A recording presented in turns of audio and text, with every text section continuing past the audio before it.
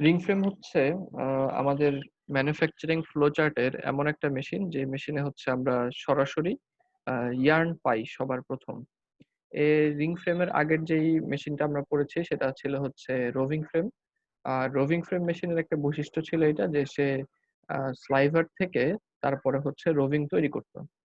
তো আমাদের রিং ফ্রেমে যেটা হবে যে রিং ফ্রেম মেশিনে হচ্ছে আমরা এই রোভিং ব্যবহার করব এবং ইয়ার্ন তৈরি করব। তো অন্যান্য হচ্ছে আ মেশিনের তুলনায়, সরি, আমাদের স্পিনিং এর ফ্লো চার্ট এ অন্যান্য যে মেশিনগুলো এর আগে ছিল, সেই তুলনায় আমাদের হচ্ছে রিং ফ্রেমেই আমরা সবার ১ম ইয়ার্ন পাই। ইয়ার্ন 1 থেকে আমাদের হচ্ছে কম্প্রেসড যেই বেইল, সেই বেইল নিয়ে আমাদের যাত্রা শুরু হয়েছিল।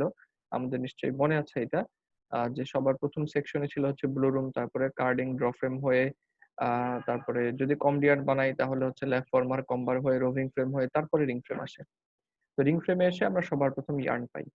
যদিও রিং ফ্রেমে এসে আমরা ইয়ার্ন পেয়ে যাই রোভিং থেকে, কিন্তু এটা মাথায় রাখতে হবে যে রিং ফ্রেমেই কিন্তু আমাদের কাজ শেষ হয়ে যায় না। এরপরেও আমাদের হচ্ছে আ একটা বড় প্যাকেজ কোণ তৈরি করার জন্য একটা অটো কোনিং বা অটো ওয়াইন্ডিং মেশিন আমাদের প্রয়োজন পড়ে।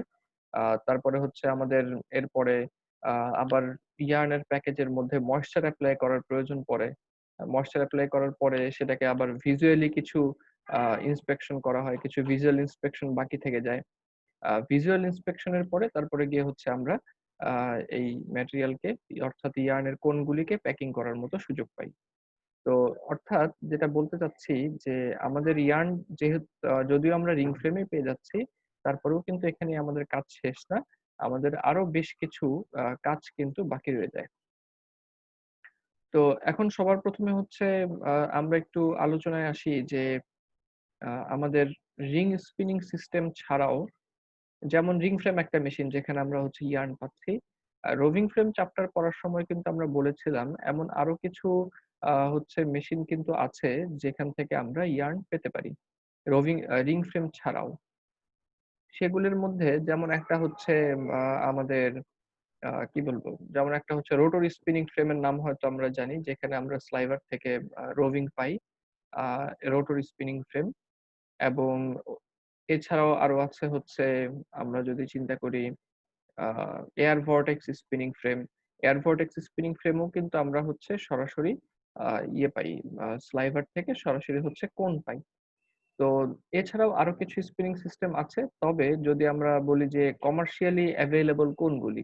তাহলে মূলত রিং এর সাথে রোটর এবং এয়ার ভর্টেক্স এটার কথাই আমরা বলতে পারি যে এরা হচ্ছে কমার্শিয়ালি এভেইলেবল। তো এই কমার্শিয়ালি এভেইলেবল হচ্ছে এই ring spinning system, rotor spinning system এবং হচ্ছে এয়ার ভর্টেক্স স্পিনিং সিস্টেম। ৩ টা হচ্ছে, এই ৩ স্পিনিং সিস্টেম থেকেই আমরা হচ্ছে মেশিন পাই। সরি, ইয়ার্ন পাই। তো এখন আমরা যদি চিন্তা করি যে এই ৩ টা স্পিনিং সিস্টেমের মাঝামাঝি কিছু তাদের মধ্যকার তুলনামূলক কিছু আলাপ আলোচনা আমি একটু করার চেষ্টা করব এখন। সবার ১ম যদি আমরা চিন্তা করি যে আমরা রিং ফ্রেমের কিছু সমালোচনা করে আসি। যে আমাদের রিং স্পিনিং সিস্টেমের কিছু সমালোচনা। যদি আমরা রিং স্পিনিং সিস্টেমের সমালোচনা কিছু করতে যাই, তাহলে সবার ১ম এই আমাদের হচ্ছে মাথায় যেটা আনতে হবে সেটা হচ্ছে আমাদের রিং স্পিনিং সিস্টেমের কিন্তু ডেলিভারি স্পিড খুবই কম। আমাদের রিং স্পিনিং সিস্টেমের হচ্ছে ডেলিভারি স্পিড খুবই কম।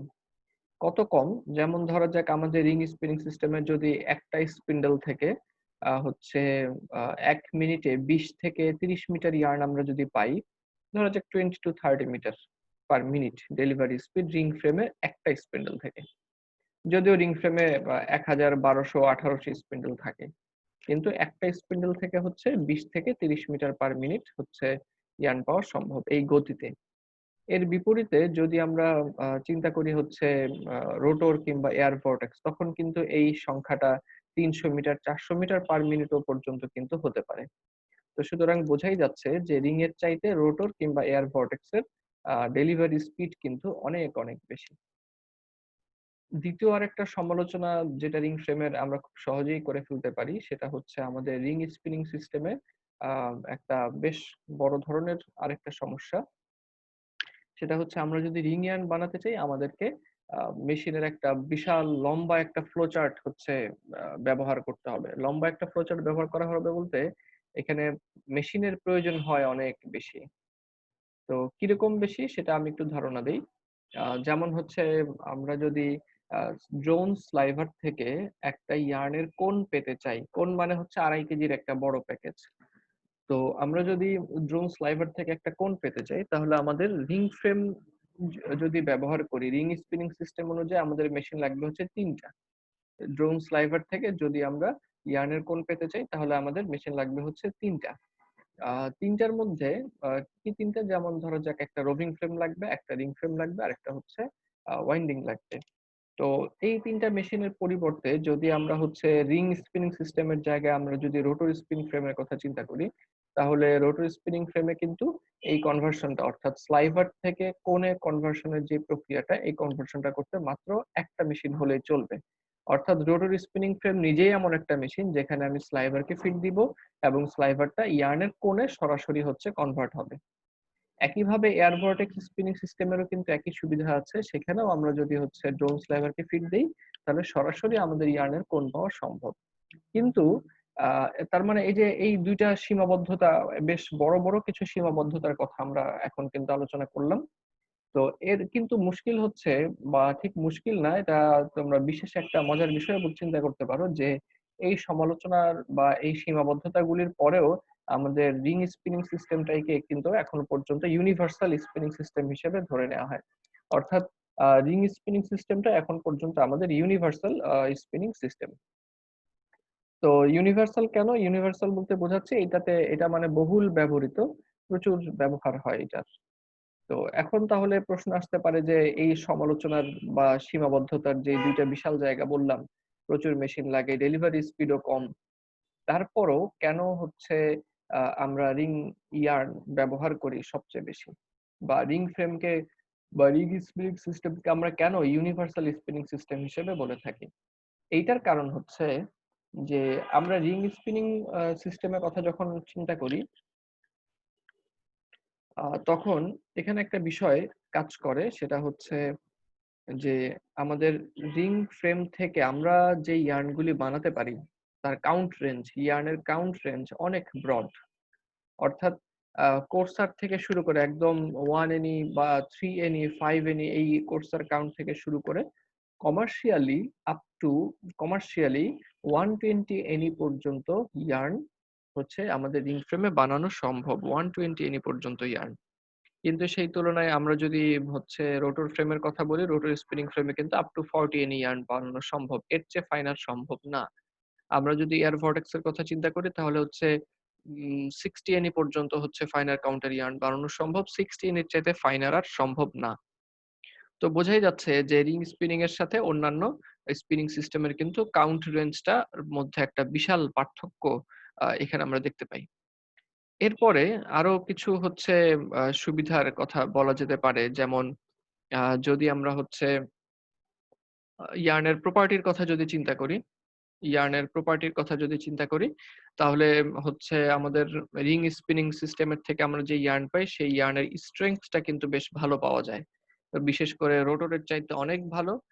এয়ার ভর্টেক্স এর চাইতেও এয়ার ভর্টেক্স ইয়ার্নের চাইতেও রিং ইয়ার্নের হচ্ছে তোমার স্ট্রেংথ কিছুটা বেশি।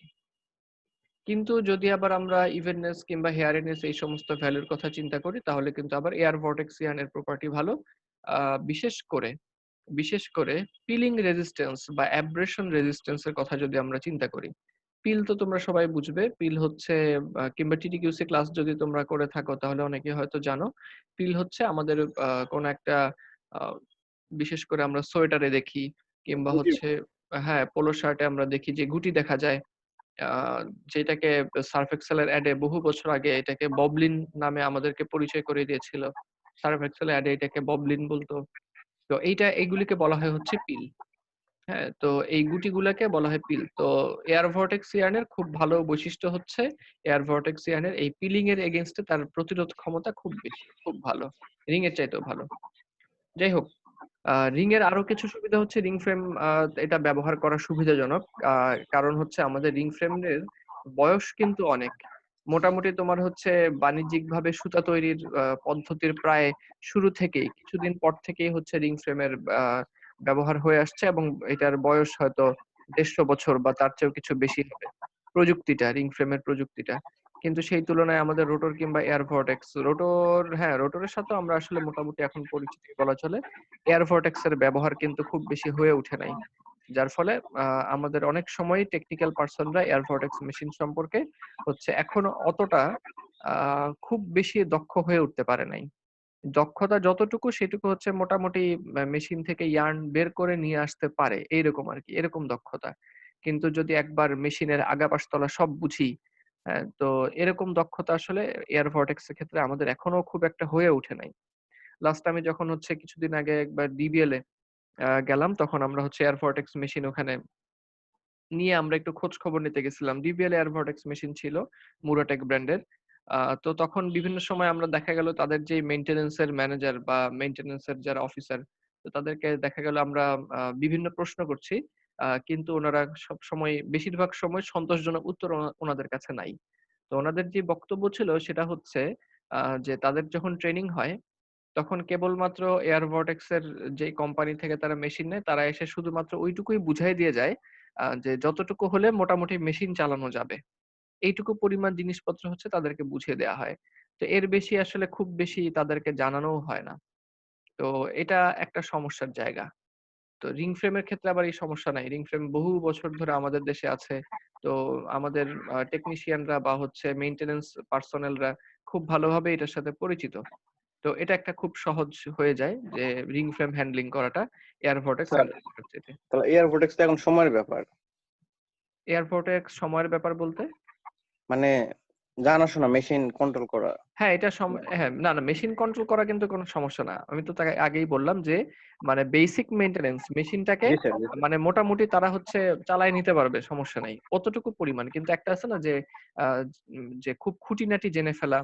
হ্যাঁ? তো খুঁটিনাটি জানার দিক থেকে হচ্ছে আমাদের এখনো ঘাটতি আছে।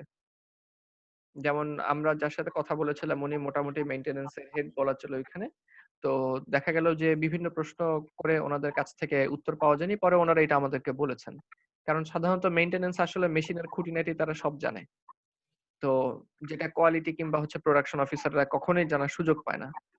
তো যখন আমরা জিজ্ঞেস করলাম তখন তারা এটা বলেছিলেন আরকি যে তাদেরকে আসলে ওইভাবে ট্রেনিং দেয়া হয় না। এটা একটা মুশকিল। কারণ ট্রেনিং দেওয়ার কাজটা মূলত করে হচ্ছে নতুন মেশিন যখন আসে, ওই মেশিন ম্যানুফ্যাকচারার যারা তাদের পক্ষ থেকে হচ্ছে ট্রেনিং এর অ্যারেঞ্জমেন্ট করা হয়। তাদের লোকজন আসে, কখনো প্রায় সময় হচ্ছে বিদেশ থেকেও হচ্ছে তাদের লোকজন আসে, তারা এসে ট্রেনিং দিয়ে যায়। তো হ্যাঁ, এটা সময়ের ব্যাপার বলতে আ হয়তোবা এটা আর কয়েক দশক গেলেই বা হচ্ছে ১০ বছর গেলেই আমাদের দেশে মোটামুটি আমার আন্দাজ ১০-১৫ বছর হইছে এয়ার ভর্টেক্স এর। তো হয়তো আরো কিছুটা সময় লাগবে। তো এই সীমাবদ্ধতা হয়তো কাটানো যাবে। কিন্তু আসলে মূল বিষয় যেটা সেটা হচ্ছে ওইখানে। যে আ রিং এর মধ্যে আমরা প্রচুর একটা ব্রড কাউন্ট রেঞ্জ পাই যেটা ভর্টেক্স এ পাই না। তারপরে হচ্ছে আ স্ট্রেংথ ও হচ্ছে রিং এর ভর্টেক্স এর চাইতে কিছুটা বেশি পাওয়া যায়। আরেকটা ইস্যু আছে এখানে সেটা হচ্ছে যে রিং স্পিনিং ফ্রেমে আমরা প্রচুর ভ্যারাইটি তৈরি করতে পারি ইয়ার্ন এর মধ্যে। যেমন ধরা যাক siro yarn, slub yarn, inject yarn, তারপরে compact yarn, core spun yarn.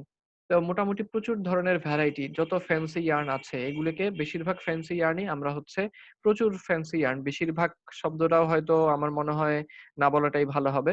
তো প্রচুর ধরনের ফ্যান্সি ইয়ার্ন রিং স্পিনিং সিস্টেমে তৈরি করা যায় যেটা ভর্টেক্স কিংবা রোটরে খুব একটা সুবিধাজনক না বা করা যায় না। এটাও আরেকটা হচ্ছে বিষয়।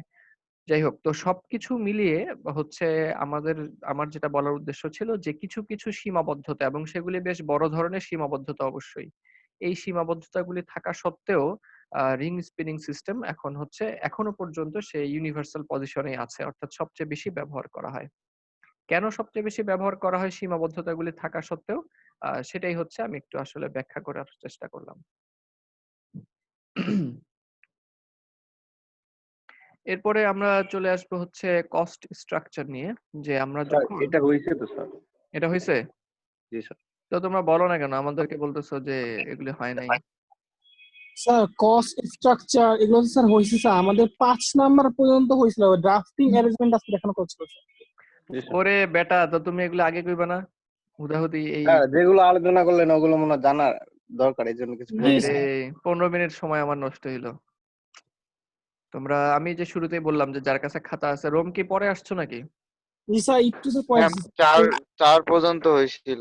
স্যার হ্যাঁ আমি এই স্যার একটু স্যার ওই এই যে রোজার মবিন, এই যে মবিন, এটা তো হচ্ছে মবিন তো শুরু থেকে ছিল, তুমি আমাকে বলবা না?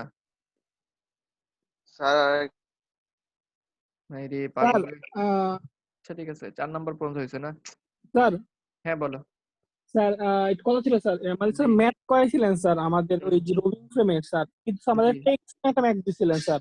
হুম, স্যার টেক্সট না। হ্যাঁ স্যার ওটা স্যার করো আমি নাই?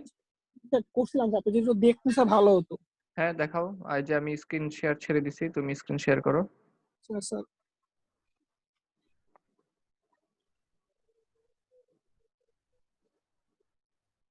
আমার 1501.08 কেজি আসছে আনসার। আমি তো রেজাল্টটা জানি না, আমাকে একটু দেখতে হবে।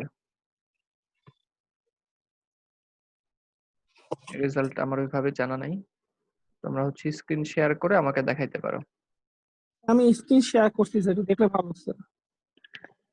আমারও তো ল্যাপটপ উল্টায় ফেলতে হবে বা মাথা উল্টায় ফেলতে হবে। Flyer RPM by TPI 1200 by inch থেকে তুমি চলে গেছো কিসে 39.37 দিয়ে।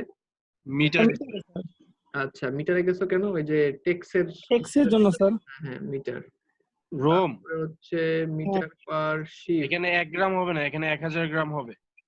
আচ্ছা তারপরে হচ্ছে 100 বাই 100। আর 1000 মিটার রোভিং এর ওয়েট হচ্ছে 1000 গ্রাম। আচ্ছা 1000 টেক্স মানে তারপরে এইটাই মিন করে। হ্যাঁ, উপরে মিটার পার শিফট ঠিক আছে, তারপরে নিচে আসছে roving count is 1000 tex, that means 1000। 1000। হ্যাঁ হ্যাঁ তাই 1000 টেক্স মানে তো স্যার 1000 মিটারের ওয়েট হচ্ছে 1000 গ্রাম। জি জি, এক টেক্স মানে হচ্ছে 1000 মিটারের 1 গ্রাম, এটা 1000 গ্রাম হবে। হ্যাঁ ঠিক আছে। হ্যাঁ জি স্যার। স্যার মানে স্যার খালি জাস্ট খালি 1 গ্রামের জায়গায় খালি 1000 দিয়ে দিলে তো ম্যাথ হয়ে যাবে না স্যার? আর জি 1000 ইন্টু 1000 মিটার না, 1000 মিটার রোভিং এর ওয়েট হচ্ছে 1000 গ্রাম। ও মনে হয় এখানে ইনটু দিছে ওই যে ইয়ে করার জন্য, কিছু বোঝানোর জন্য কি নাকি? ও এখানে মনে হয় অনেকগুলি কথা ছিল, তুমি কি কথাগুলি শর্ট করার জন্য ইনটু দিছো? জি না স্যার। স্যার, এটা তো ওপরে এগুলো আনসার ইয়েতে করছে, আনসার বসাইছে। আচ্ছা তাহলে ঠিক আছে, আমি তাহলে বলে ফেলি যে কিরকম হবে। এটা হচ্ছে হবে, আমি মুখে বলে দিই যে স্যার 1000 ইন্টু তারপর আনসার শান্ত স্যার।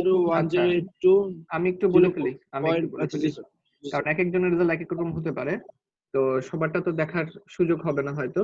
আমি একটু বলে ফেলি, তোমরা ওইভাবে মিলাই নিও। উপরের টুকু তো বোঝা গেছে তাই না, যে আমরা হচ্ছে মিটার পার শিফটে আসলে বের করবো, এটাই একটা জিনিস, যে আমরা মিটার পার শিফটে বের করবো, যেটা এখানে ঠিক আছে।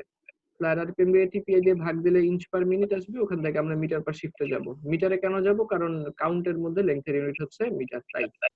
এরপরে যেটা করব যে কাউন্ট কে হচ্ছে আমরা লিখবো যে 1000 টেক্স। 1000 টেক্স মানে হচ্ছে আমরা এইভাবে লিখবো যে weight of 1000 metre roving, weight of 1000 metre roving is 1000 gram. এই এই সামনের 1000 গুলি কিন্তু হবে না। এই 1000 গুলি কেন লিখছো? আচ্ছা এই 1000 গুলো কিন্তু হবে না। তো এখানে লেখাটা হবে এরকম, weight of 1000 metre roving is 1000 gram. তাহলে 1 মিটারে কত গ্রাম হয়? আর হচ্ছে এই যে এই 1501082 মিটারে কত গ্রাম হয়, সেই গ্রামটাকে 1000 দিয়ে ভাগ করে দিলেই কেজি হয়ে যাবে। হ্যাঁ জি স্যার, এটাই আনসার আসছে 1000 ইন্টু 1000 দিছে 1501.0। স্যার। হ্যাঁ হ্যাঁ এখানে হ্যাঁ, কি এটা 1000 হবে বাই না। 1000 হবে না স্যার? না 1000 বাই 1000 হবে কেন? এভাবেই হবে যে 1000 টেক্স মানে কি, 1000 মিটারের ওয়েট 1000 গ্রাম। তাহলে sir weight of 1 1000 gram. Metre roving is 1000 gram. তুমি বুঝো নাই মনে হয়। 30 টেক্স মানে কি? স্যার 1000 মিটারে স্যার 30 গ্রাম। ওয়েট হচ্ছে হ্যাঁ লিখে 30 গ্রাম। 30 গ্রাম। তাহলে 1000 টেক্স মানে কি হবে? 1000 মিটারের ওয়েট 1000 1000 গ্রাম। গ্রাম। 1000 গ্রাম। জি হ্যাঁ স্যার। ব্যাস, 1000 মিটারের ওয়েট 1000 গ্রাম। তাহলে 1 মিটারে কত? আর এই যে 1501082 মিটারে কত গ্রাম? হ্যাঁ বুঝছি স্যার, হ্যাঁ মানে স্যার তাহলে স্যার বুঝতে পারছি বুঝতে হ্যাঁ পারছি। ঠিক আছে, তাহলে আমার মনে বাট হয় আর। হ্যাঁ বলো। এইখানে স্যার যে 1000 ইন্টু 1000 মিটার যেটা দিল, এটা কেন দিছে তাহলে এটা স্যার? ভুল করছে আর কি, জি ভুল স্যার। করে দিছে। 2 আর 2 কখন 5 হয় বলো?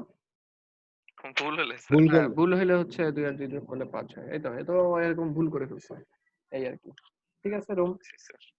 তোমাকে শেয়ার করার জন্য ধন্যবাদ। আশা করি সবাই বুঝতে পারছো যে এখানে কি ভুলটা হয়েছে, সেই অনুযায়ী করে নিবা। বরঞ্চ এটা আরো সহজ, আমি যেটা ক্লাসে করছি ওটার চেয়ে এটা আরো সহজ, এমনি এমনি মিলে যায়, জি স্যার। কনভার্সন কম করা লাগে। ঠিক আছে তাহলে। স্যার তাহলে স্যার আমরা যখন স্যার 1.2n নিছিলাম তখন 1.2n এর সাথে সেজন্য 840 ইয়ার্ডস গুণ দিছিলাম।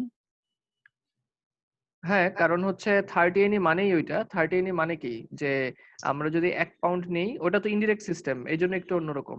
যে আমরা যদি 1 রুমে মানে পাউন্ড সব নেই, খায়ালাইছে, আ এই ডিরেক্ট একটা নিয়ম, ইনডিরেক্ট আরেকটা নিয়ম।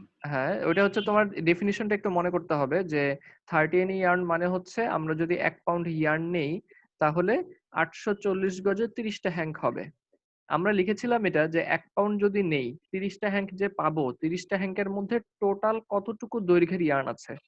একটা হ্যাঙ্কের মধ্যে হচ্ছে 840 গজ, তাহলে 30 টা হ্যাঙ্কের মধ্যে টোটাল কতটুকু দৈর্ঘ্যের ইয়ার্ন আছে? 30 ইনটু 840 গজ ইয়ার্ন আছে 1 পাউন্ডে। আচ্ছা স্যার বুঝতে পারছি, এবার বুঝতে পারছি। হ্যাঁ, আর এখানে আমরা লিখেছি যে 1000 টেক্স মানে কি? 1000 টেক্স মানে হচ্ছে 1000 মিটার আমরা নিব এবং 1000 মিটার ইয়ার্ন নিয়ে তার মধ্যে 1000 গ্রাম আ ম্যাটেরিয়াল পাবো আরকি। ব্যাস। জি স্যার বুঝতে পারছি এবার। তো কাউন্টের লেকচারগুলি তোমাদেরকে আবার একটু দেখে নিতে হবে ম্যাথ করার আগে। এটা ভালো কথা মনে করছো।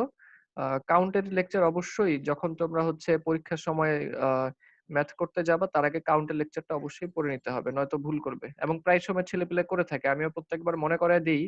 কিন্তু ওই তো মাস্টারের কথা তো তোমরা এক কান দিয়ে নেও এবং এক কান দিয়ে বের করে ফেলো। সাধারণত তাই হয়। তো পরে হচ্ছে আ প্রায় বেশিরভাগ ম্যাথই দেখা যায় এই ছোটখাটো ভুল থাকে কাউন্টের লেকচার না পড়ার কারণে।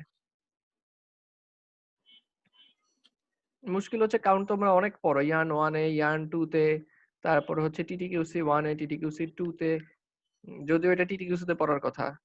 টিটিকিউসি তে পড়ো, ইয়ার্নেও পড়ো। তারপর হচ্ছে এটা কেন জানি তোমরা ঠিক মানে গুরুত্ব দিতে চাও না। অথচ এটা লাগে আমাদের সবসময়। আচ্ছা, তারপর 4 নাম্বার পর্যন্ত আমরা ছিলাম গাইড ড্রিল। আজকে হচ্ছে নাম্বার 5 ড্রাফটিং অ্যারেঞ্জমেন্ট। তো ড্রাফটিং অ্যারেঞ্জমেন্ট যেটা, ড্রাফটিং অ্যারেঞ্জমেন্টে আসলে এখানে আলাদা করে বলার কিছু নাই। কারণ রোভিং ফ্রেমে যখন আমরা পড়েছি তখন আমরা কিন্তু বিস্তারিত ড্রাফটিং জোন নিয়ে কথা বলেছি। তো রোভিং ফ্রেমের ড্রাফটিং জোনে যেই কম্পোনেন্ট গুলি ছিল, যেমন হচ্ছে আমরা যদি এখানে খেয়াল করি নাম্বার সি হচ্ছে টপ ওয়েটিং আর্ম, তারপরে হচ্ছে নাম্বার বি হচ্ছে টপ রোলার, নাম্বার এ হচ্ছে বটম রোলার, নাম্বার ই হচ্ছে অ্যাপ্রন। আমরা আরো জানি বটম অ্যাপ্রনও থাকে, টপ অ্যাপ্রন, বটম অ্যাপ্রন। তারপরে হচ্ছে টপ অ্যাপ্রনকে টেনশন দেওয়ার জন্য হচ্ছে ক্রেডেল, বটম অ্যাপ্রনে থাকে হচ্ছে নোজ বার, টপ আর বটম অ্যাপ্রনের মাঝখানে থাকে হচ্ছে স্পেসার, ড্রাফটিং জোনের একদম পিছনে থাকে হচ্ছে কন্ডেন্সার। এই সমস্ত জিনিসগুলো আমরা যে রোভিং ফ্রেমে বিস্তারিত পড়েছি, এই জিনিসগুলি আমাদের হচ্ছে রিং ফ্রেমেও খুঁজে পাওয়া যাবে। যেমন এই যে এখানে একটা কন্ডেন্সার দেখা যাচ্ছে। তো ঠিক এই জিনিসগুলো আমাদের রিং ফ্রেমেও থাকবে। সুতরাং রোভিং ফ্রেমের ড্রাফটিং অ্যারেঞ্জমেন্টে আমরা যেই জিনিসগুলি দেখেছিলাম, রিং ফ্রেমের ড্রাফটিং জোনেও ঠিক সেই একই কম্পোনেন্ট গুলিকে আমরা পাবো। তাদের কাজও একই ধাঁচের হবে, শুধু পার্থক্য হচ্ছে আকৃতিতে কিছুটা ছোট হবে। আকৃতিতে কেন ছোট হবে? কারণটা খুব সহজ। কারণ রোভিং ফ্রেমে তো আমরা স্লাইভারকে ড্রাফট দিব। আর রিং ফ্রেমে হচ্ছে আমরা রোভিং কে ড্রাফট দিব। তো সুতরাং অবশ্যই যেহেতু ম্যাটেরিয়ালের থিকনেস এর মধ্যে প্রচুর পার্থক্য, তো কম্পোনেন্টের মধ্যেও তো পার্থক্য অবশ্যই থাকবে। তো এখন এই জিনিসগুলা তাহলে ড্রাফটিং অ্যারেঞ্জমেন্টের মধ্যে সেম, রোভিং ফ্রেমে যা রিং ফ্রেমও তাই। শুধুমাত্র আকৃতিগত কিছু পার্থক্য থাকবে। এছাড়া আর কোনো পার্থক্য নাই। 6 নাম্বার যেটা, 6 নাম্বার বলা হচ্ছে যে 6 নাম্বার বলা হচ্ছে ড্রাফটেড ফাইবার স্ট্র্যান্ড। এটা একটু বানান ভুল আছে। ট্রেন্ড এর আগে টি এর আগে একটা এস হবে। Drafted fibre strand. Drafted fibre strand মানে হচ্ছে ড্রাফটিং জোনে তো আমরা রোভিংটাকে ড্রাফট দিব। ড্রাফট দেওয়ার পরে রোভিংটা কিন্তু সে আর রোভিং এর মতো থাকবে না। সে চিকন হয়ে, ইয়ার্নের মতো চিকন হয়ে সে বের হয়ে আসবে। তো ড্রাফটিং জোন থেকে রোভিংটা যখন ইয়ার্নের মতো চিকন হয়ে বের হয়ে আসবে, তখনই সেটাকে আমরা বলবো হচ্ছে ড্রাফটেড ফাইবার স্ট্র্যান্ড। এরপরে আমাদের হচ্ছে নাম্বার 7 যেটা থ্রেড গাইড, তারপরে নাম্বার 8 স্পিন্ডল, ট্রাভেলার এবং হচ্ছে রিং। এই 4টা জিনিস আমরা হচ্ছে একটু ভিডিওতে চলে যাই। থ্রেড গাইড, স্পিন্ডল, ট্রাভেলার এবং হচ্ছে রিং। প্রথমে আমরা থ্রেড গাইড দেখি।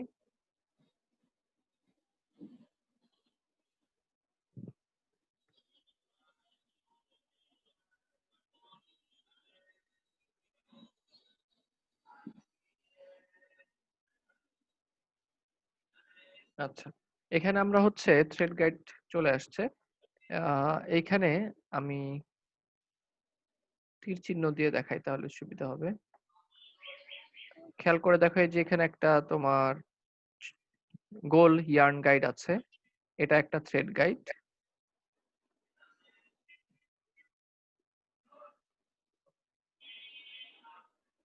তারপরে হচ্ছে এটা একটা থ্রেড গাইড, তারপরে এটা একটা থ্রেড গাইড, অর্থাৎ এরকম ছোট ছোট ছিদ্র যেগুলি দেখা যাচ্ছে এগুলি প্রত্যেকটাই এক একটা থ্রেড গাইড। তো এই থ্রেড গাইডটাই হচ্ছে আমাদের ডায়াগ্রামে নাম্বার 7 দিয়ে বোঝানো হচ্ছে। থ্রেড গাইডের ঠিক পিছনে একটা ইউ শেপের কম্পোনেন্ট দেখা যাচ্ছে, ইউ শেপ ডিভাইস, এই যে এরকম। এটাকে বলা হয় সাপোর্টিং আর্ম। এটা আমাদের লিস্টে নাই কিন্তু জেনে রাখা দরকার। এটাকে বলা হয় হচ্ছে সাপোর্টিং আর্ম। তো সাপোর্টিং আর্মটাই আসলে থ্রেড গাইডকে জায়গা মতো ধরে রাখে। এই সাপোর্টিং আর্মটাই থ্রেড গাইডকে জায়গা মতো ধরে রাখে। আর সাপোর্টিং আর্ম এবং থ্রেড গাইড এই দুইটাকে একসাথে বলা হয় হচ্ছে, ল্যাপেট, LAPPET। এই সাপোর্টিং আর্ম এবং এই থ্রেড গাইড দুইটাকে একসাথে বলা হয় হচ্ছে ল্যাপেট, LAPPET। এখন আমরা আরেকটা জিনিসের সাথে পরিচিত হব, এটাও আমাদের লিস্টে নাই কিন্তু খুবই জরুরি জিনিস আমাদের রিংফ্রেমের ক্ষেত্রে। সেটা হচ্ছে এই যে ড্রাফটিং জোনের নিশ্চয়ই গোলাপি রঙের রোলার গুলি হচ্ছে টপ রোলার, তোমরা চিনতে পারছো। এই যে লাল রঙের মাথা যেটা দেখা যাচ্ছে এটা তো টপ ওয়েটিং আর্মের অংশ। আর হচ্ছে এগুলা টপ রোলার, এই যে গোলাপি রঙের এটা টপ রোলার, মাঝখানেরটাও এটাও টপ রোলার, তবে এটা অ্যাপ্রনের কারণে হচ্ছে এরকম মনে হচ্ছে। যে এইখানে খেয়াল করো, এখানে কিন্তু বোঝা যাচ্ছে যে মিডল রোলারটা যে অ্যাপ্রনের মধ্যে। তো আর এটাও একটা টপ রোলার, গোলাপিটাও একটা টপ রোলার। টপ রোলার কিন্তু সবসময় রাবার কোটেড থাকে এবং বটম রোলার গুলি থাকে হচ্ছে স্টেনলেস স্টিল। এই যে তিনটা বটম রোলারের মাথা দেখা যাচ্ছে, এটা এটা একটা, এটা একটা, এটা একটা, তিনটা বটম রোলারের মাথা দেখা যাচ্ছে। তো যেটা দেখাতে চাচ্ছি তোমাদেরকে সেটা হচ্ছে এই যে আমাদের এইখানে একটা নীল রঙের পাইপের মতো দেখা যাচ্ছে, নীল রঙের পাইপের মতো। এই নীল রঙের পাইপটাকে বলা হয় হচ্ছে সাকশন পাইপ। এই নীল রঙের পাইপটাকে বলা হয় হচ্ছে সাকশন পাইপ। তো সাকশন পাইপ বলার কারণ হচ্ছে এই নীল রঙের পাইপের সাথে একটা কানেক্টিং পাইপ আছে, আমি দেখাচ্ছি তোমাদেরকে। এই যে এখানে একটা কানেক্টিং পাইপ আছে। এই কানেক্টিং পাইপটা মেশিনের ভিতরে চলে যায় এবং মেশিনের ভিতরে গিয়ে একটা সাকশন পাম্প হচ্ছে এই পাইপের শেষ মাথায় বসানো থাকে। তো সাকশন পাম্প কি কাজ করে? সে সব সময় হচ্ছে বাতাসকে সাকশন করতে থাকে, অর্থাৎ সে টেনে নিতে থাকে বাতাসকে। তো সাকশন পাম্পের যেহেতু শেষ মাথা এই কানেক্টিং পাইপ হয়ে এই নীল রঙের সাকশন পাইপে এসে শেষ হয়, এবং তোমরা খেয়াল করে দেখো যে এই নীল রঙের পাইপের মধ্যে কিন্তু কিছু ছোট ছোট ছিদ্র আছে। ঠিক যেখানেই টপ রোলার বটম রোলার একসাথে হয়েছে সেখানেই একটা করে ছোট ছিদ্র, সাকশন স্লট বলা হয়। যেখানে একটা, এখানে একটা, ওই দূরে একটা, এগুলি প্রত্যেকটাই হচ্ছে কিন্তু এক একটা সাকশন স্লট। তার মানে জিনিসটা হয় কি, এই নীল রঙের কানেক্টিং পাইপ যেটা, এটা শেষ মাথায় যে সাকশন পাম্প, এই সাকশন পাম্প যখন চালু হয় তখন সে ক্রমাগত এই ছিদ্রগুলি দিয়ে বাতাসকে সাকশন করে নিতে থাকে। রিং ফ্রেম যখনই চালু হবে, মোটর চালু হওয়ার আগে এই সাকশন পাম্প চালু হবে, অর্থাৎ মেশিনের মেইন মোটর চালু হওয়ার আগে এই সাকশন পাম্প চালু হয়, তারপরে হচ্ছে মেইন মোটর চালু হয়। তার মানে মেশিন যতক্ষণ চালু থাকে রিং ফ্রেম, আমার কিন্তু এই ছিদ্রগুলি দিয়ে এয়ার সাকশন হতেই থাকে। তো এই সাকশন করার আসলে কারণটা কি সেটাই আমরা এখন একটু বলি। এটার কারণ হচ্ছে, তোমরা আগের দিন এই ভিডিওটা যখন দেখেছো তখন খেয়াল করেছিলে কিনা যে এই যে এই দৃশ্যটাকে তোমরা দেখেছো?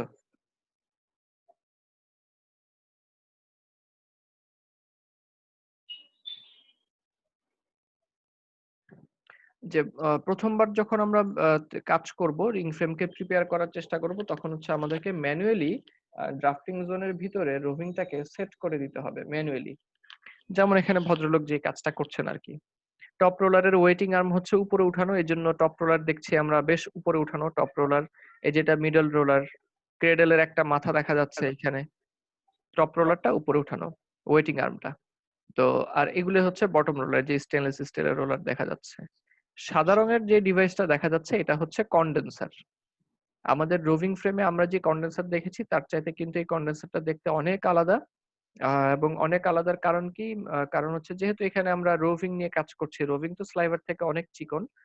তাই হচ্ছে এখানে আকৃতিতে এরকম পার্থক্য দেখা যাচ্ছে। তো যাই হোক, প্রথমবার আমাদেরকে হচ্ছে ম্যানুয়ালি কাজটা করতে হবে।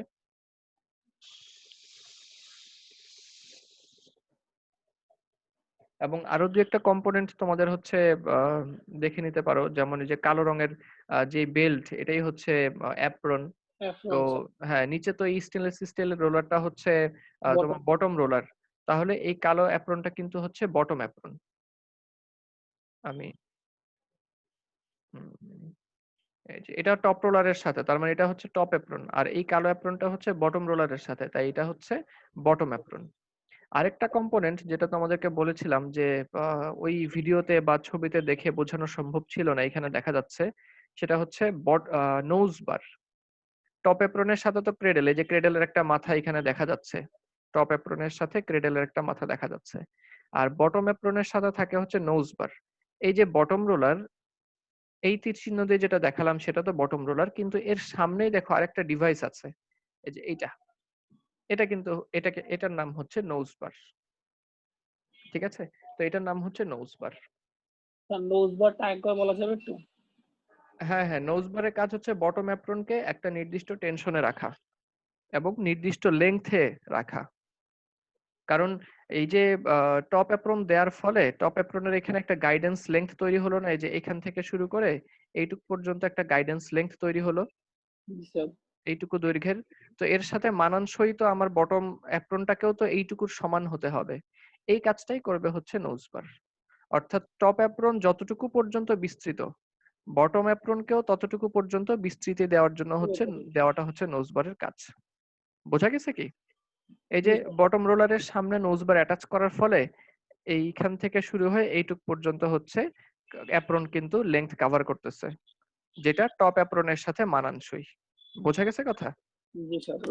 হ্যাঁ, এই যে টপ অ্যাপ্রনও কিন্তু এই মাথা থেকে শুরু করে এইটুক পর্যন্ত, তো এইটুকু লেংথের সাথে মানানসই লেংথ ম্যানেজ করার জন্য বটম অ্যাপ্রন, নোজ বার, যে বটম অ্যাপ্রনকে একটা নির্দিষ্ট লেংথ পর্যন্ত এগিয়ে দিবে, এটাই হচ্ছে নোজ বারের কাজ। তো এই কম্পোনেন্টটা হচ্ছে নোজ বার, যেটা আমি দুইটা তীর চিহ্ন দিয়ে দেখিয়ে দিলাম, একদম এই মাথা থেকে শুরু করে ওই মাথা পর্যন্ত। বটম রোলার যেরকম মেশিনের এক মাথা থেকে শুরু করে আরেক মাথা একটা বটম রোলার, হ্যাঁ বটম রোলার যদিও তিনটা এখানে, ব্যাক, মিডল এবং ফ্রন্ট, কিন্তু প্রত্যেকটাই এক মাথা থেকে শুরু মেশিনের, আরেক মাথায় গিয়ে শেষ। তো এই নোজ বারটাও সেরকম, এক মাথা থেকে শুরু আরেক মাথায় গিয়ে শেষ হবে। ভিডিওটা আমরা আরেকটু সামনের দিকে আগাই। এই যে ডান দিকের ড্রাফটিং জোনে কিন্তু টপ ওয়েটিং আর্মটা চাপ দিয়ে রাখা আছে, কিন্তু আমরা এখন যেহেতু এই ড্রাফটিং জোনে রোভিং ফিড দিচ্ছি, তাই এখানে টপ রোলার গুলি উপরে উঠানো। আমাদের হয়তো নিশ্চয়ই মনে আছে যে আমরা ইয়ার্ন 1 থেকে এই জিনিসটা জানি যে বটম রোলারে সবসময় মেশিন থেকে সরাসরি মোশন পৌঁছানো হয়, কিন্তু টপ রোলারে কিন্তু হচ্ছে মোশন সরাসরি পৌঁছানোর কোনো ব্যবস্থা নাই। টপ রোলার ঘুরে কিভাবে? সারফেস কন্ট্যাক্টের মাধ্যমে। এই যেমন ডান দিকের ড্রাফটিং জোনে দেখো টপ ওয়েটিং আর্ম দিয়ে আমরা হচ্ছে চাপ দিয়ে দিই, যার ফলে টপ রোলারটা বটম রোলারের সাথে খুব ক্লোজ কন্ট্যাক্টে চলে আসে। এই ক্লোজ কন্ট্যাক্টের কারণেই যখন বটম রোলার ঘুরবে তখন সারফেস কন্ট্যাক্ট থেকে তোমার টপ রোলারটা ঘুরবে। হ্যাঁ, টপ রোলার হচ্ছে ঘুরবে। ব্যাস, তারপরে আরো সামনের দিকে আগাই। দেখো রোভিংটাকে কিন্তু ড্রাফটিং জোনে পুরাটাকেই ফিট দিয়ে দেওয়া হলো। ম্যানুয়ালি প্রত্যেকটা রোভিংকে এভাবে করে দেওয়া লাগবে যখন শুরুতে, প্রোডাকশনের শুরুতে। এরপরে হচ্ছে টপ ওয়েটিং আর্মটাকে নামিয়ে দেওয়া হচ্ছে।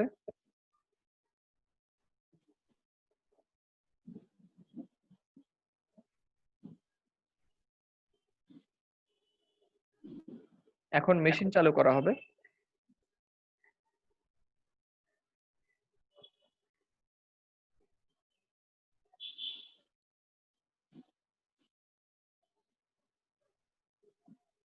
রোলার কিন্তু ঘোরা শুরু হয়ে গেছে।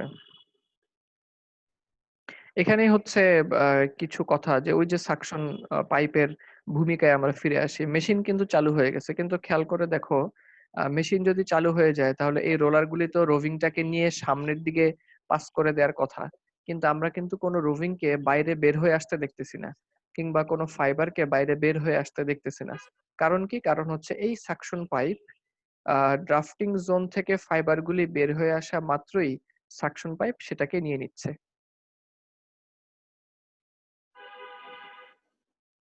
তোমরা যদি খুব ভালো করে খেয়াল করো তাহলে হচ্ছে এটা দেখা যাবে যে ফাইবারগুলি যে চলে যাচ্ছে।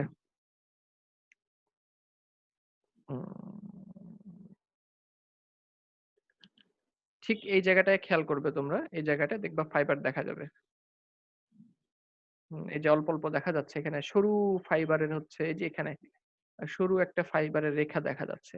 অর্থাৎ সাকশনের কাজই এটা, যে যখনই হচ্ছে এমন হবে যে মেশিন চালু কিন্তু আমরা মানে ইয়ার্নকে সেট আপ করি নাই, মেশিনের রোভিং হচ্ছে চালু আছে, তখন সেই রোভিংটা আকাশে বাতাসে ভাসবে না, সেটা বরঞ্চ এই সাকশন পাইপ হয়ে সেন্ট্রালি জমা হয়ে যাবে। এটা যদিও একটা ওয়েস্ট, কিন্তু আমরা এটা করতে বাধ্য।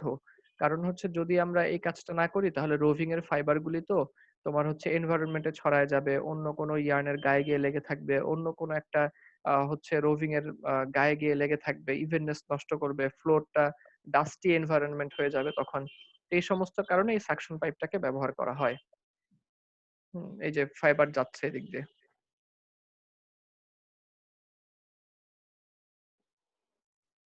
আচ্ছা, এখন তো তো আমরা নাম্বার 7 যেটা সেইখানে চলে আসি। নাম্বার 7 ছিল ইয়ার্ন গাইড। এই যে এখানে ছোট ছোট গোল কৃতির যে ইয়ার্ন গাইড দেখা যাচ্ছে এটাকেই নাম্বার 7 দিয়ে বোঝানো হচ্ছিল।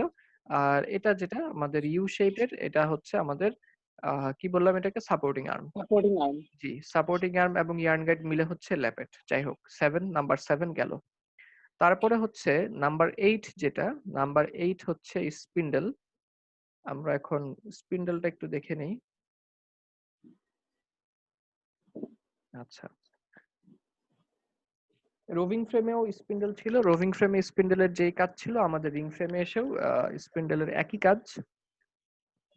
আমাদের রিং ফ্রেমে এসেও হচ্ছে স্পিন্ডেলের একই কাজ। তো রিং ফ্রেমে এসে যে স্পিন্ডেলের একই কাজ, তার সেটা কি? সেটা হচ্ছে প্যাকেজকে ঘুরানো। রোভিং ফ্রেমে বড় বড় প্যাকেজ ছিল যেটাকে আমরা বলতাম রোভিং ববিন। আমাদের রিং ফ্রেমে ইয়ার্নের প্যাকেজটা কিন্তু আকৃতিতে বেশ ছোট, সেটাকে আমরা বলি ইয়ার্ন ববিন বা রিং ববিন। এই যে যেমন এখানে সবুজ রঙের যে প্লাস্টিকের প্যাকেজ দেখা যাচ্ছে সেটাই হচ্ছে রিং ববিন। এবং তোমরা খেয়াল করে দেখো যে রিং ববিনের গায়ে কিন্তু হচ্ছে এই তোমার ইয়ার্ন দেখা যাচ্ছে রিং ববিনের গায়ে। তো এখন স্পিন্ডেল কোনটা? এই প্যাকেজগুলির আড়ালেই হচ্ছে স্পিন্ডেল। স্পিন্ডেল হচ্ছে এই যে এখানে যে লম্বা ভার্টিক্যাল একটা শ্যাফট দেখা যাচ্ছে, চিকন, এটাই হচ্ছে আমাদের স্পিন্ডেল। এবং এখানে স্পিন্ডেলের সীমানা কতটুকু অংশকে আমরা স্পিন্ডেল বলবো? একদম এই উপরের মাথা থেকে শুরু করে এই নিচের মাথা পর্যন্ত পুরাটাই হচ্ছে স্পিন্ডেল। উপরের এই মাথা থেকে শুরু করে একদম নিচ পর্যন্ত এই পুরাটাই হচ্ছে স্পিন্ডেল। তো এই স্পিন্ডেলের মধ্যে পুরা অংশটা অবশ্য ঘুরে না, কেবলমাত্র আমি যতটুকু তীর চিহ্ন দিয়ে দেখাচ্ছি, এই যে এটুকু হচ্ছে আপার পোর্শন স্পিন্ডেলের, এটাকে বলা হয় হচ্ছে স্পিন্ডেল ব্লেড। এই স্পিন্ডেল ব্লেড হচ্ছে যেটাকে আমি ফাইনালি তীর চিহ্ন দিয়ে দেখাচ্ছি, এই উপরের অংশটাই হচ্ছে ঘুরে স্পিন্ডেল ব্লেড। নিচের অংশটা কিন্তু হচ্ছে ফিক্সড থাকে তার জায়গায়। আর স্পিন্ডেল ব্লেড ঘুরে, এই স্পিন্ডেল ব্লেডের উপরে হচ্ছে রিং ববিন গুলি বসানো। এখানে আমরা একটা, দুইটা, তিনটা স্পিন্ডেল ব্লেড আমরা দেখতে পাচ্ছি। তিনটা স্পিন্ডেল ব্লেড আমরা দেখতে পাচ্ছি। এই হচ্ছে এটা একটা স্পিন্ডেল ব্লেড, ওটা তো দেখানোই হলো, আর এটা আর একটা স্পিন্ডেল ব্লেড। এখানে আরো তিনটে স্পিন্ডেল ব্লেড অবশ্যই আছে কিন্তু দেখা যাচ্ছে না, কারণ রিং ববিনকে আমরা স্পিন্ডেল ব্লেডের উপরেই বসাই, এর জন্য দেখা যাচ্ছে না স্পিন্ডেল ব্লেড। তো স্পিন্ডেলের কাজ হচ্ছে রিং ববিনকে ঘোরানো। রিং ববিন তো নিজে নিজে ঘুরতে পারবে না, আর যদি না ঘুরে তাহলে তো তার চারপাশে ওয়াইন্ডিংও করা যাবে না, ইয়ার্ন ওয়াইন্ডিং, এজন্য স্পিন্ডেল ব্যবহার করা হয়। তো নাম্বার 8 হচ্ছে স্পিন্ডেল। তো আমরা স্পিন্ডেল দেখে ফেললাম। এখন আমরা চলে যাই হচ্ছে নাম্বার 9 যেটা ছিল রিং এবং ট্রাভেলার। এই ভদ্রলোকের হাতে 2 আঙ্গুলের মাথায় খুবই ছোট্ট সূক্ষ্ম একটা ডিভাইস দেখা যাচ্ছে, খুবই সূক্ষ্ম। এই ছোট্ট ডিভাইসটার নামই হচ্ছে ট্রাভেলার। এই ছোট্ট ডিভাইসটার নামই হচ্ছে ট্রাভেলার। কি কাজ করে সেটা আমরা দেখি। হ্যাঁ, কিন্তু এটাই হচ্ছে ট্রাভেলার, যে সূক্ষ্ম জিনিসটা। আচ্ছা, এখানে তোমরা নিশ্চয়ই স্পিন্ডল চিনতে পারছো। এই যে এই লম্বা যে হচ্ছে লাঠিটা দেখা যাচ্ছে, এটাই কিন্তু স্পিন্ডল। এবং এই স্পিন্ডলের উপরই রিং ববিন বসানো, যেমন এখানে লাল রঙের একটা রিং ববিন বসানো আছে স্পিন্ডলের উপরে। স্পিন্ডলের চারপাশ দিয়ে যে গোলাকার চাকতিটা দেখা যাচ্ছে, এইটা স্পিন্ডলের চারপাশ দিয়ে যেই গোলাকার চাকতিটা দেখা যাচ্ছে, এটার নামই হচ্ছে রিং। RING। এর আগে আমি রিং শব্দটা উচ্চারণ করেছিলাম ওই ববিন হোল্ডারের ক্ষেত্রে, কিন্তু সেই রিংটা আসল রিং না। এই রিংটাই হচ্ছে আসল রিং। আসল রিং বললাম এই কারণে, কারণ এই রিং এরই ভূমিকা বেশি, এবং এই রিং এর নাম অনুসারেই হচ্ছে আমাদের এই মেশিনের নামকরণ করা হয়েছে রিং ফ্রেম।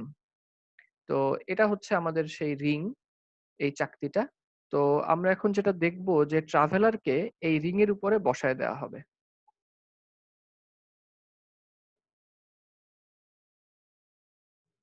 এই যেমন এখানে ডান দিকের রিং, এই যে এখানে একটা ট্রাভেলার আছে, তোমরা দেখে বুঝতে পারছো কিনা? ছোট্ট একটা ট্রাভেলার, একটু বোঝা যাচ্ছে যে এটাই হচ্ছে পাশের রিং এর ট্রাভেলার। আর এই রিং এর ট্রাভেলার হচ্ছে ভদ্রলোক বসাচ্ছেন। ট্রাভেলার ছাড়া ইয়ার্ন বানানো যাবে না।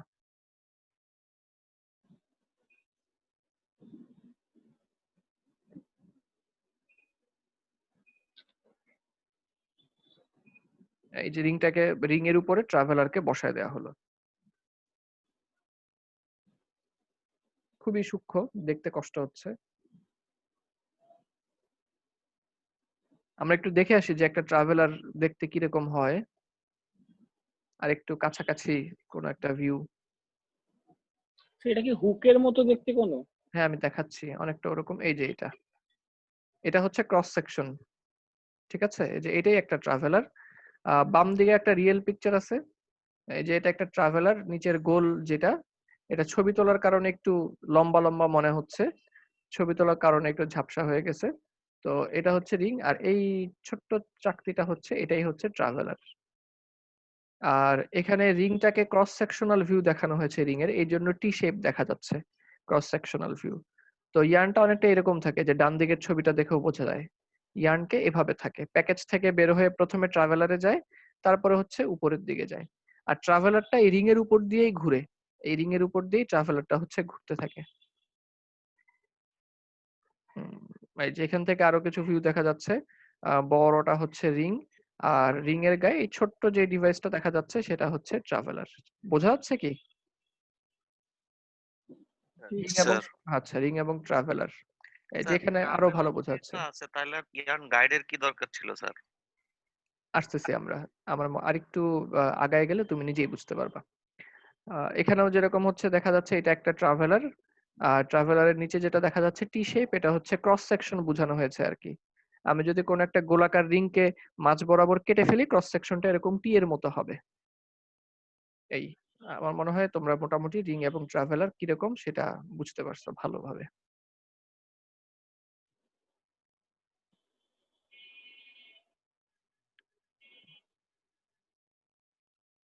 ট্রাভেলার বসায় দেওয়ার পরে রিং এর উপরে এখন হচ্ছে আমাদেরকে যেটা করতে হবে, ইয়ার্ন তৈরি করা যদি শুরু করতে চাই, তাহলে ওই ড্রাফটিং জোনের সাথে আমার যেই স্পিন্ডেলে ইয়ার্ন প্যাকেজের একটা সংযোগ তৈরি করতে হবে। আমি কথাটা আবার বলি, ড্রাফটিং জোনের ফাইবারের সাথে স্পিন্ডেলের উপরে ঘূর্ণায়মান যেই প্যাকেজ আছে, সেই প্যাকেজের একটা সংযোগ তৈরি করতে হবে। এই সংযোগ তৈরি করাটাকে বলা হচ্ছে পিসিং। তো আমরা দেখি যে কিভাবে সংযোগটা তৈরি করা হয়। তো আমাকে সংযোগ তৈরি করার জন্য অবশ্যই কিছু এক্সট্রা ইয়ার্ন লাগবে। ভদ্রলোক এখানে একটা ইয়ার্নের প্যাকেজ নিয়ে উনি দেখাবেন আমাদেরকে। তো ফ্যাক্টরিতে যেটা করা হয় যে সাধারণত ওয়ার্কারের হাতে একটা ইয়ার্নের প্যাকেজ ধরায় দেওয়া হয়, যে সেই ইয়ার্নের প্যাকেজের ইয়ার্ন ব্যবহার করে করে সে হচ্ছে পিসিং করতে থাকে। প্রথমবার অবশ্যই তুমি যদি প্যাকেজের মধ্যে ইয়ার্ন পেঁচাতে চাও, তোমার আলাদা কিছু ইয়ার্ন প্রয়োজন হবে, অর্থাৎ মানে এক্সট্রা কিছু ইয়ার্ন তোমার প্রয়োজন হবে।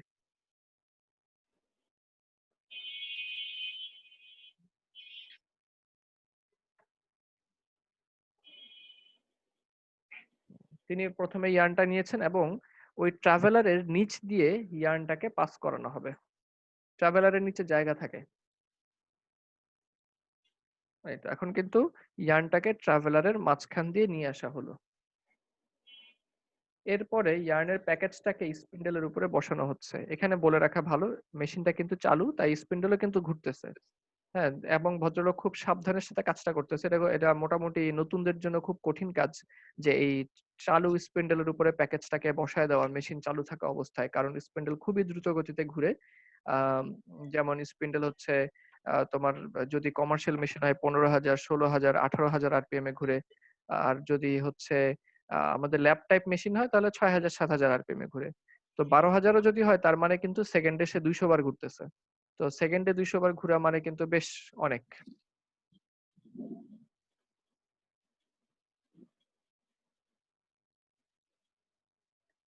প্যাকেজকে বসায় দেওয়া হলো, এবং প্যাকেজকে বসায় দেওয়া হলো তার মানে প্যাকেজ থেকে ইয়ার্ন বের হয়ে, এই কথাটা খেয়াল করো, প্যাকেজ থেকে ইয়ার্ন বের হয়ে সবার প্রথম যায় হচ্ছে এই ট্রাভেলারে, এরপরে উপরে উঠে। এই কথাটা খেয়াল রেখো যে ইয়ার্ন প্যাকেজ থেকে বের হয়ে সবার প্রথম আসে ট্রাভেলারে, এরপরে উপরের দিকে আসে।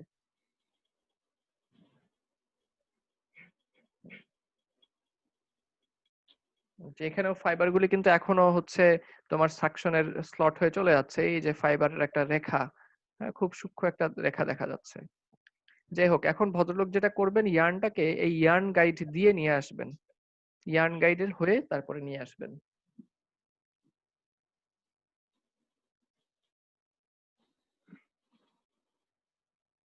এই ইয়ার্ন গাইডের হয়ে নিয়ে আসা হলো, তার মানে ইয়ার্নটা প্যাকেজ থেকে বের হয়ে প্রথমে যায় হচ্ছে ট্রাভেলারে, ট্রাভেলার থেকে ইয়ার্ন গাইড, ইয়ার্ন গাইড হয়ে ড্রাফটিং জোনে যাবে।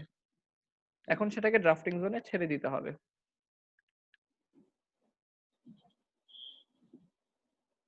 প্রথমবার ব্যর্থ হয়েছেন, ড্রাফটিং জোনের ফাইবারের সাথে প্যাকেজে থাকা ইয়ার্নের কোনো সংযোগ তৈরি হয় নাই।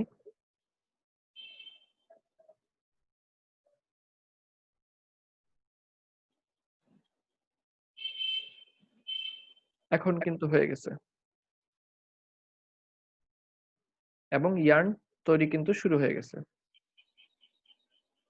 আচ্ছা, এখন এখানে আমরা যেটা আসলে করলাম সেটা হচ্ছে, মূল প্যাকেজে তো হচ্ছে ইয়ার্ন ছিল, সেই ইয়ার্নের সাথে ড্রাফটিং জোনে থাকা যে রোভিং এর ফাইবার, সেই ড্রাফটেড ফাইবারের একটা সংযোগ তৈরি হয়ে গেল, যার ফলে কি হলো, এই ইয়ার্নের সাথে ড্রাফটিং জোনের ফাইবারগুলি ক্রমাগত এসে টুইস্ট হতে থাকবে, এবং ইয়ার্নের সাথে যেহেতু নতুন নতুন ফাইবার এসে যোগ হচ্ছে, তাই ইয়ার্নের দৈর্ঘ্যটা বাড়তে থাকবে, বাড়তে থাকবে, বাড়তে থাকবে, এবং সেই ইয়ার্নটা হচ্ছে প্যাকেজের মধ্যে পেঁচানো হয়ে যাবে ক্রমাগত ভাবে।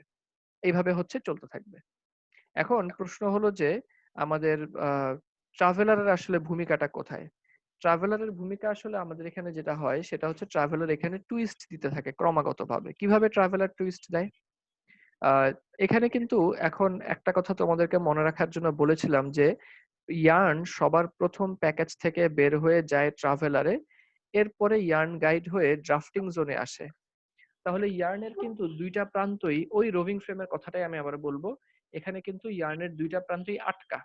কেন আটকা? কারণ উপরের প্রান্তটা হচ্ছে ড্রাফটিং জোনে আটকা, এরকম ড্রাফটিং জোনে আটকা, নিচের প্রান্তটা হচ্ছে ট্রাভেলার হয়ে প্যাকেজের গায়ে আটকানো, অর্থাৎ ইয়ার্নের দুইটা প্রান্ত আটকানো।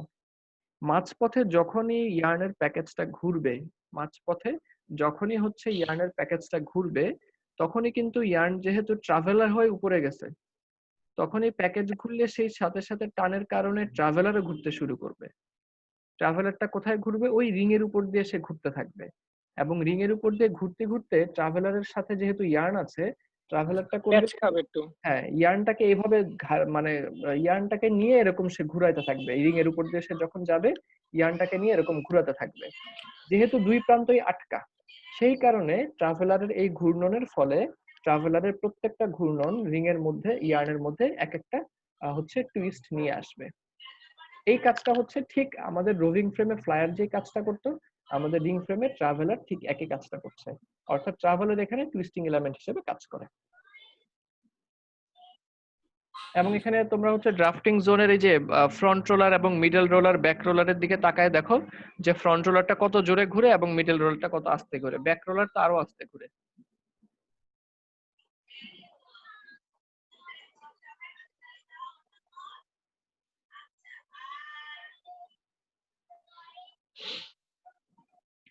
আর এই সাকশনটা কেন বসানো হয়েছিল সেটা নিশ্চয়ই তোমরা এখন আরো পরিষ্কার হয়ে গেলা।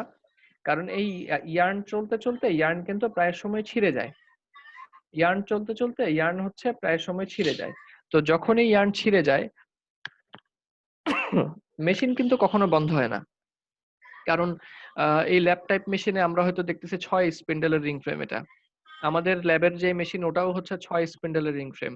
কিন্তু কমার্শিয়ালি কিন্তু এক একটা রিং ফ্রেমের মধ্যে 1200, তারপরে হচ্ছে 18, 1600, 1800 প্লাস হচ্ছে স্পিন্ডেলও থাকে। এক একটা রিং ফ্রেমে 1800 প্লাস স্পিন্ডেলও সম্ভব। এখন হচ্ছে তুমি যদি একটা ইয়ার্ন ছিঁড়ে যাওয়ার জন্য পুরা মেশিন বন্ধ করে দাও তাহলে কিন্তু এই 1800 স্পিন্ডেলের হচ্ছে প্রোডাকশন বন্ধ হয়ে যাবে। এটা তো কখনোই হচ্ছে হয় না। এই জন্য রিং ফ্রেমের নিয়ম হচ্ছে কোন একটা ইয়ার্ন যদি ছিঁড়ে যায় তাহলে হচ্ছে মেশিন বন্ধ হবে না। মানে আহ, আহ, যেইটা ছিঁড়ে গেল সেটা তার মতো ঘুরতে থাকবে। এখন মনে করো এই ইয়ার্নটা ছিঁড়ে গেল, তাহলে কিন্তু ওই যে যেটা হলো যে রোভিং কিন্তু বের হয়ে আসতেই থাকবে, যেহেতু মেশিন বন্ধ হয় না, রোভিং বের হয়ে আসবে বের হয়ে আসবে। তো রোভিং যদি বের হয়ে আসে, যেহেতু ইয়ার্নটা ছিঁড়ে গেছে, রোভিং তো আর ইয়ার্নের সাথে পেঁচায় প্যাকেজে যেতে পারতেছে না, তাহলে রোভিং এর ফাইবার গুলির কি হবে? তারা তো বাইরে ঘুরতে শুরু করবে, ফ্লোরকে ডাস্টি করে ফেলবে, ইভেননেস নষ্ট হবে রোভিং এর ইয়ার্নের। এই কারণেই নিচে সাকশন পাইপ বসানো, যে ইয়ার্ন যদি ছিঁড়ে যায় তাহলে রোভিং গুলি ক্রমাগত বের হয়ে হয়ে আকাশে বাতাসে ছড়াবে না, তারা হচ্ছে ঠিক এই সাকশন স্লট দিয়ে মেশিনে আলাদা করে জমা হয়ে যাবে, অর্থাৎ এনভায়রনমেন্টটা ক্লিন থাকবে। আবার যখন একজন ওয়ার্কার এসে জোড়া লাগাই দিবে তখন আবার হচ্ছে রোভিং গুলি ইয়ার্নে কনভার্ট হয়ে পেঁচাতে থাকবে। তো এই জন্য রিং সেকশনে এটা খুবই অফিসারের জন্য খুবই মানে নজর দেওয়ার জায়গা, যে ইয়ার্ন যেন এরকম মানে এটাকে মৌখিক ভাবে আমরা বইয়ের ভাষায় বলে হচ্ছে এন্ড ব্রেকেজ বা ইয়ার্ন ব্রেকেজ, আর মৌখিক ভাবে ফ্যাক্টরিতে তারা বলে হচ্ছে তার কাটা। তো এই মানে তার তার মানে হচ্ছে ইয়ার্নের এন্ড কে আর কি বলা হয় তার। তো যদি তার কাটার পরিমাণ বেশি হয়, তার যদি বেশি কাটে এবং অফিসার যদি খেয়াল না করে যে ওয়ার্কাররা কোথাও গল্প করতেছে, সে এসে এরকম পিসিং করছে না, এন্ড ব্রেকেজ হয়ে গেছে কিন্তু হচ্ছে ওয়ার্কার গল্প করতেছে, সে এসে পিসিং করছে না, তখন কিন্তু প্রচুর পরিমাণ প্রোডাকশন লস হবে। এই কারণেই যে সব রোভিং গুলি বের হতে থাকবে, বের হয়ে হয়ে ইয়ার্নে কনভার্ট হচ্ছে না, কিন্তু সাকশন হয়ে তারা আলাদা করে জমা হয়ে যাচ্ছে। হ্যাঁ হ্যাঁ, তো সেটা একটা অনেক বড় ক্ষতির কারণ হবে। এমনিতে কিছু মনে হবে না, কিন্তু যখন তোমার ওই শিফট শেষে প্রোডাকশন ক্যালকুলেট করলে দেখা যাবে যে প্রচুর প্রোডাকশন কম হয়েছে। তো এটা কি অটো কোনো সময় হয় না? অটো কোনো মেশিন নাই যে ডিরেক্ট কানেক্ট হয়ে যায়? না না, রিং ফ্রেমের ক্ষেত্রে এখনো তোমার হচ্ছে এই অটোমেটিক পিসিং এর কোনো মেশিন আসে নাই। অন্য মেশিনে আছে, যেমন রোটরে আছে। আহ, হ্যাঁ অটোমেটিক পিসিং হয়, কিন্তু রিং ফ্রেমে অটোমেটিক পিসিং হয় না। রিং ফ্রেমে তো তোমার স্পিন্ডেল সংখ্যা অনেক বেশি, এখানে মনে করো 1800 প্লাস হতে পারে। তো সেই তুলনায় রোটরে কিন্তু নাম্বার অফ স্পিন্ডেল কম। হ্যাঁ, রোটরে হয়তো 300 400 না হয় সর্বোচ্চ 500। তো সেখানে রোবোটিক হ্যান্ড দিয়ে তোমার মনে করো 500 যদি হয়, 500 ক্যাপাসিটির 500 রোটর ক্যাপাসিটির যদি মেশিন হয়, সেখানে মোটামুটি 4টা থেকে 5টা, 4টা হলেই, 4টা রোবোটিক হ্যান্ড হলেই চলে পিসিং এর জন্য। তো এখানে তো 1800, এখানে তো মেশিন অনেক বেশি, এখানে যদি আমি রোবোটিক হ্যান্ড বসাইতে চাই খরচ অনেক অনেক বেশি বাড়বে। এটা একটা অনেক বড় কারণ যে কেন আমরা এখানে হচ্ছে রোবোটিক হ্যান্ড পিসিং এর জন্য বসাচ্ছি না। এই যে ইয়ার্ন গাইড হয়ে তারপরে নিচে নামবে। এবং সাপোর্টিং আর্মের আরো একটা কাজের কথা আমি বলে দিই, সেটা হচ্ছে ইয়ার্ন গাইডের পজিশন কিন্তু হয় হচ্ছে ঠিক স্পিন্ডেলের বরাবর। ইয়ার্ন গাইডটাকে বসাতে হবে ঠিক স্পিন্ডেলের বরাবর, স্পিন্ডেলের অক্ষ বরাবর উপরে বসাতে হবে। তো আমি যখন এই ইয়ার্ন গাইডটাকে এখানে যদি আনতে চাই, আমার তো একটা সাপোর্টিং আর্ম ব্যবহার করা প্রয়োজন। তো সাপোর্টিং আর্মের কাজ হচ্ছে ইয়ার্ন গাইডটাকে জায়গা মতো পৌঁছে দেওয়া। আর আরেকটা কম্পোনেন্ট এখানে আমরা যেটার সাথে চিনবো, আমাদের মোটামুটি ওই লিস্টের 8 9 10 কভার হয়ে গেছে স্পিন্ডেল রিং ট্রাভেলার। তো আরেকটা জিনিস নিয়ে আমরা কথা বলি, এটাও আমাদের ইয়েতে নাই, লিস্টে নাই, কিন্তু জানা দরকার। সেটা হচ্ছে এই এই ফ্রেমটা, যে ফ্রেমটাকে আমি তীর চিহ্ন দিয়ে দেখাচ্ছি, মেশিনের এই ফ্রেমটাকে বলা হয় হচ্ছে রিং রেইল। এর আগে আমরা রোভিং এ পড়েছিলাম হচ্ছে ববিন রেল। ববিন রেলের কাজ ছিল যে ববিন রেলের উপরে সবগুলো ববিন বসানো থাকতো, এবং ববিন রেল যদি উপরে উঠে তাহলে হচ্ছে ববিন গুলো উপরে উঠতো, আর ববিন রেল নিচে নামলে ববিন গুলো নিচে নামতো। তো আমাদের এখানেও কিন্তু রিং ববিনের এই যে উপর থেকে শুরু করে নিচ পর্যন্ত ইয়ার্ন পেঁচানো প্রয়োজন। আমাদের এখানে এই কাজটা করবে হচ্ছে এই রিং রেল। কেন এর নাম রিং রেল? কারণ এই রেলের মধ্যে শুধু এই রিং গুলি এই রেলের মধ্যে বসানো, রিং গুলা কিন্তু প্রত্যেকটা রিং এই রেলের মধ্যে বসানো, এবং রিং ফ্রেমের প্যাকেজ কিন্তু কোনো উঠানামা করে না, এই রিং রেলটাই উপরে উঠে আবার নিচে নামে, যার ফলে পুরা প্যাকেজের মধ্যেই ইয়ার্নকে ওয়াইন্ডিং করা সম্ভব হয়। এই মোটামুটি আমার পক্ষ থেকে এই পর্যন্তই। তোমাদের হচ্ছে প্রশ্ন থাকলে বলতে পারো। আর যদি প্রশ্ন না থাকে তাহলে হচ্ছে আইডি লিখে দিয়ে তোমরা হচ্ছে লিভ নিতে পারো।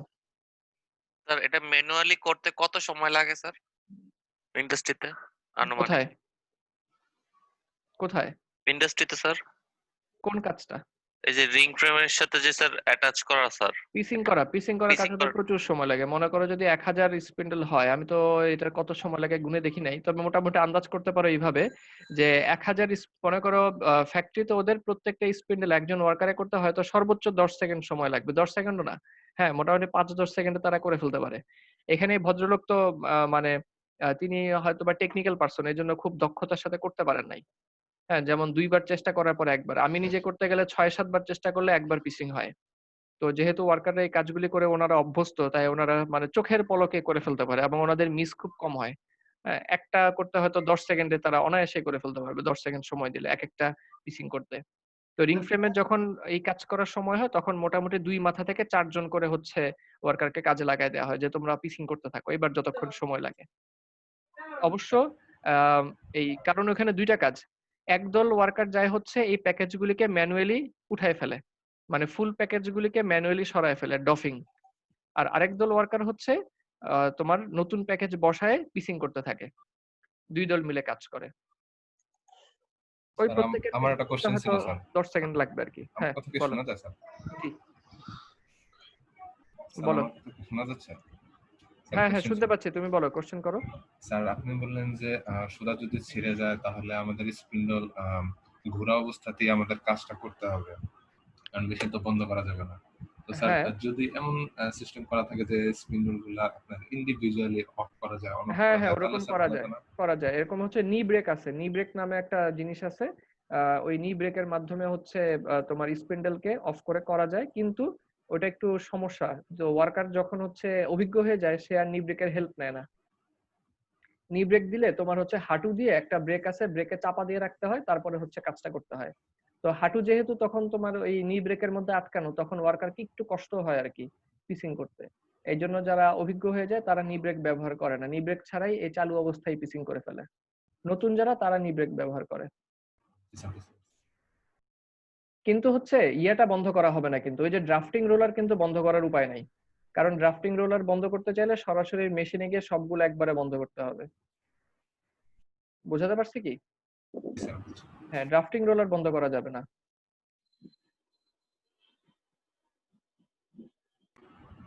আচ্ছা স্যার, তাহলে লিভ নিচ্ছি স্যার। আসসালামু আলাইকুম। জি, আর কোনো প্রশ্ন থাকলে করো। না স্যার, টুকটাক বুঝছি। আচ্ছা, তোমরা হচ্ছে আহ, বইতে এটা দেখে নিও, পড়ে নিও, এবং তাহলে দেখবা আর যে আরো প্রশ্ন তোমাদের জমা হবে। কোন সেকশন তোমরা? সেকশন 3 না 2? সেকশন 2। সেকশন 2। আচ্ছা, ঠিক আছে, তাহলে তোমরা হচ্ছে আসতে পারো।